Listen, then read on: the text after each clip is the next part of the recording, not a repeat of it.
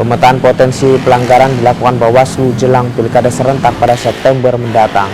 Pengawasan kini dilakukan pada proses coklik atau pencocokan data pemilih oleh Pantarlih.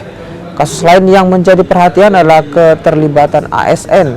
Masyarakat pun diimbau untuk melaporkan jika ditemukan keterlibatan ASN dalam kampanye dan kegiatan politik lainnya.